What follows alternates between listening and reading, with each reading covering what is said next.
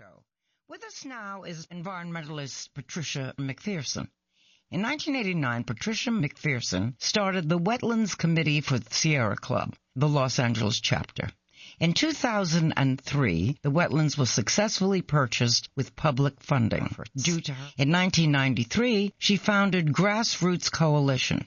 Currently, she is working against the overdevelopment of Marina del Rey and urging wildlife-friendly restoration of the Ballona Wetlands adjacent to the Marina del Rey's small boat harbor. So, Patricia McPherson, welcome to Connect the Dots. Thank you for having us here. You are the head of the Grassroots Coalition, the president, and a grassroots leader in preservation acquisition of Ballona Wetlands. Now, you know, our listeners have heard about the Ballona Wetlands for a very, very long time. Most of them have not visited it. I had the good fortune to visit it a few weeks ago when the Ballona Institute very kindly gave me an award. I have no idea why, but I accept it, and I have hung it prominently in my living room. Oh, wonderful. Now, the thing that I'd like you to share with us is, what are the Ballona Wetlands? How big are they? Where are they? And what danger are they in? The Ballona Wetlands are on the west side of Los Angeles, and actually Marina del Rey is historically part of the Ballona Wetlands, and it is all just on the north side of the Playa del Rey Bluff area in the Westchester Bluffs. Many people know it as the old Howard Hughes Center, in which there is a runway that used to exist there. This is an area that is approximately 600 acres, and we were able to save hundreds of acres more in 2004. And much of that was due to the fact that we suddenly had a willing seller, and we had a willing seller because the City of Los Angeles, the Building and Safety Department, said that they were no longer allowed to develop residential west of Lincoln Boulevard. So they became a willing seller. Willing seller. Well, I wonder how to translate that. I would say because we had continually asked them to sell the property to the public. In other words, the buyer was the public. Yes, the public bought all of this land through bond monies, and we paid approximately $140 million for the land in 2004. So this was a great grassroots victory, and I just want to linger on it for a moment because we encourage grassroots efforts on this show. I keep saying that we are all we have, and every day it becomes truer. How did you raise that money? That's a lot of money. Yes, it is. And actually, Playa Capital had a big hand in it, as they knew they had issues regarding Southern California Gas Company that stores gas in an underground formation, which is the Playa del Rey oil field. And as we, working with the Department of Building and Safety, demonstrated that there was gas migrating all the way into the Playa Vista area, we suddenly had a seller that had concerns about the gas.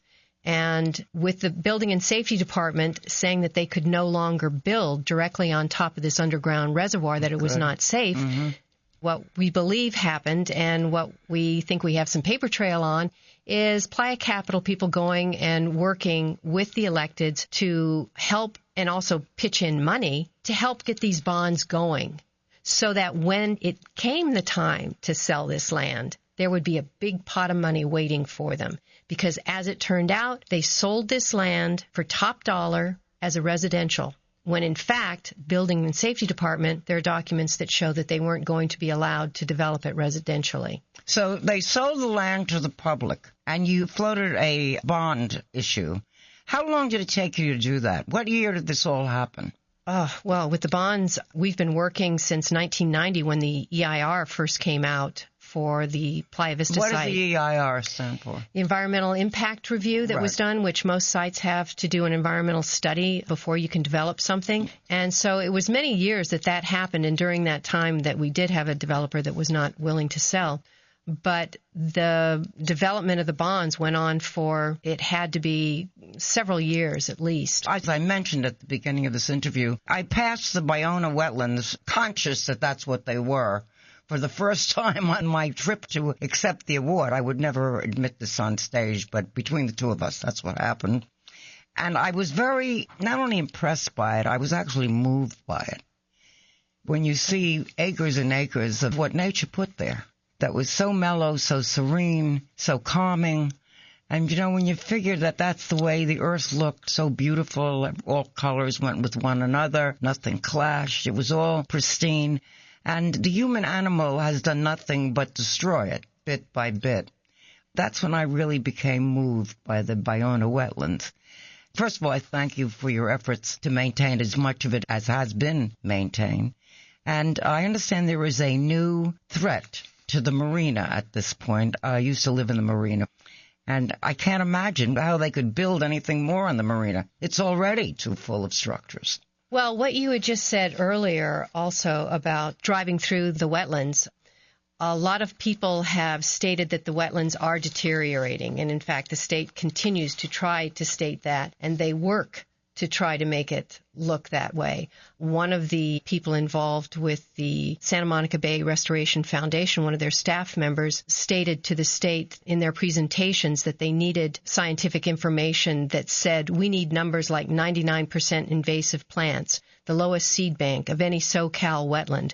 And what they were attempting to do was to portray the area as becoming more and more decrepit, when in fact we have the Coastal Commission that has also agreed that the area, once the agricultural purposes were stopped there, which was in the 80s, that it would make a comeback of its own accord, right, which in fact it has. And it stated so in letters from the Coastal Commission, their enforcement branch, that have been engaged recently because we've discovered them having illegal drains in the wetlands.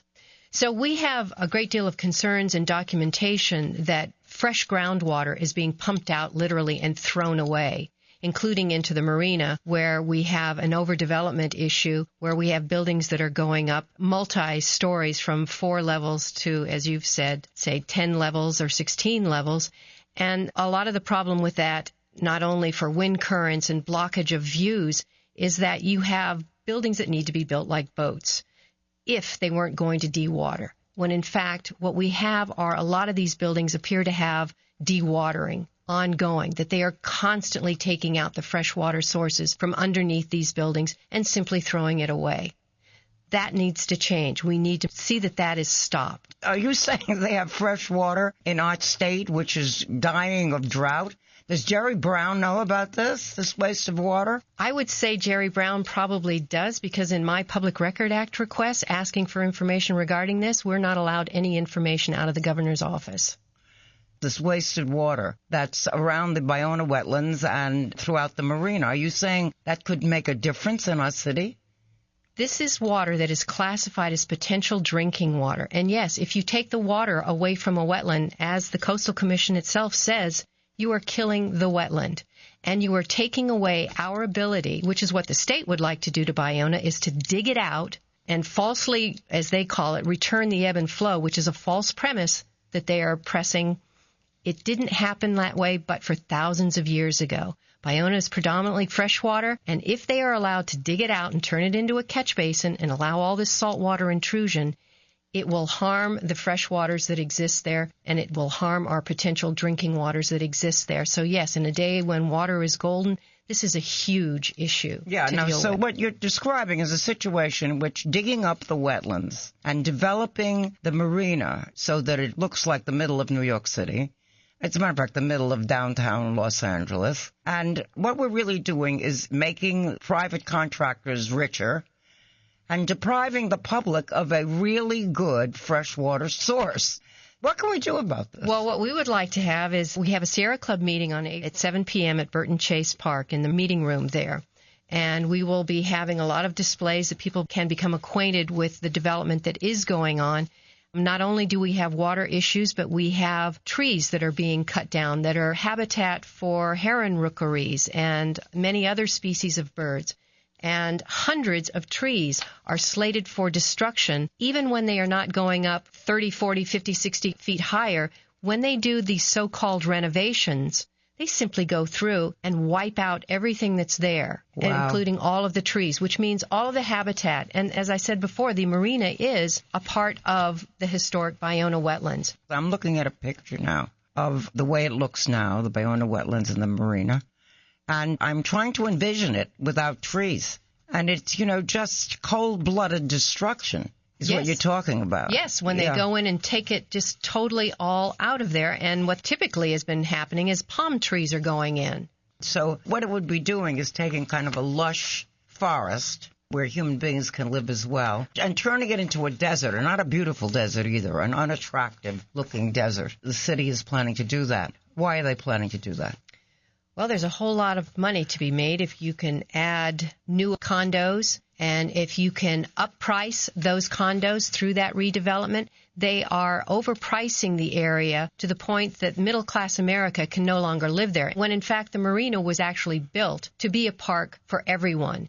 In 1954, the U.S. Congress Public Laws 389 and 780 created Marina del Rey in Los Angeles, and U.S. Public Law 780 requires reasonable rates with equal access for all. The marina was built with the premise that this would be a parkland for the public, not just a wilderness of condos for the rich to have an antiseptic condition with palm trees and no life, and simply spas and cars taking people one way or another. So you're having a meeting on April 14th, in which this will be discussed in detail with the public, and there will be slides and so on, so everyone will get a visual picture of what's going on and will walk out infuriated. Now, the point is, what do they do with that anger? What do they do with that emotion? How can they be helpful? Well, you can come, you can learn, you can write letters. We will provide places to be able to outreach to our electeds. We will hopefully have electeds there that one can speak with.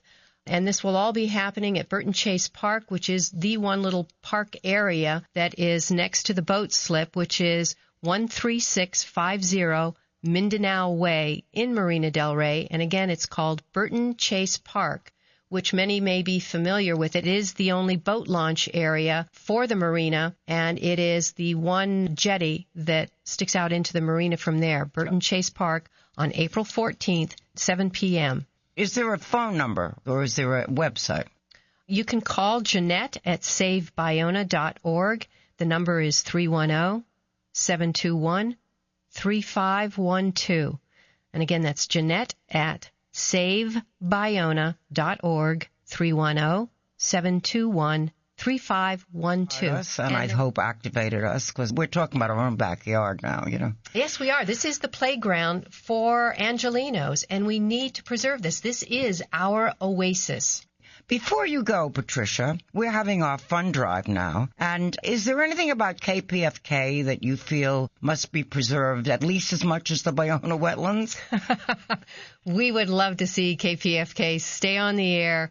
They have been a tremendous source of information to the public, including for Ballona and now for the marina itself. And so, yes, of course, we would love to see you have a great day. Thank you, and thank you for coming in, and please stay with us as the situation progresses, especially if you have good news. Will do. Thank you. We've been speaking with environmentalist Patricia McPherson.